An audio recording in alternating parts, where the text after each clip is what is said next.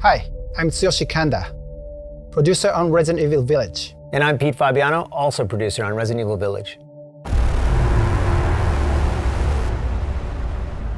We hope you all had the chance to check out and enjoy our trailer. Some of you are probably wondering why we didn't just call the game Resident Evil 8. Well, it's still the 8th in the series, and we're treating it as such. You can even see the Roman numeral 8 in the game logo, so it's Resident Evil 8, just not in name. Yeah, I like the play on the design and the simplicity in the name. But we'll touch more on that a little later. For now, why don't we just jump in and let viewers know a little bit more about the game itself. First off, Resident Evil Village will be available on PlayStation 5, Xbox Series X, and Steam. Right, and in line with previous Resident Evil titles, we're using RE Engine. That engine brought Resident Evil 7 Biohazard, Resident Evil 2, Devil May Cry 5, and most recently, Resident Evil 3 to life. We were able to take all that we learned from those titles, along with our internal development efforts, and optimize the latest version of the engine for the next generation of consoles. With the combined power of Next Gen and RE Engine, we can take our developers' vision to new heights. Once again, we're planning a fresh take on survival horror, this time upping the ante on action a bit. Realistic graphics and immersive audio, coupled with no load times, will really draw you into the world we've created for Resident Evil Village.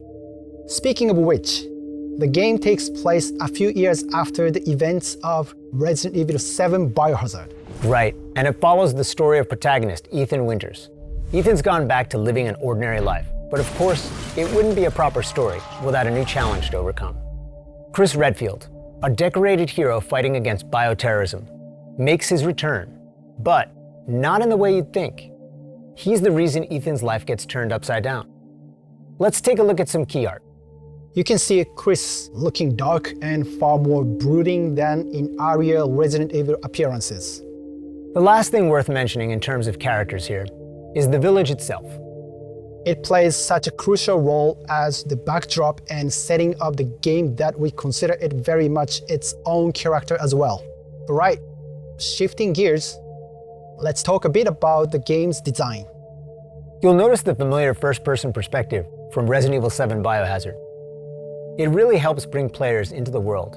It makes them feel like they're Ethan, with the same sense of heightened tension and fear. Here's a quick look at the game running in engine. The team is working really hard to create a great experience. You can really see the details, even close up. Let's take a look at the inventory. For players familiar with Resident Evil 7 Biohazard, or the recent versions of Resident Evil 2 and 3, you'll be right at home. We hope you enjoyed this additional look into Resident Evil Village. Oh, and here's one more piece of key art. You might want to pay extra close attention to this one. There's a lot that's being shown in it. So much so that we debated whether or not to actually put it in the announced trailer. Take a look and let your imagination run wild. We are aiming to have more to show you towards the end of summer. So, until next time.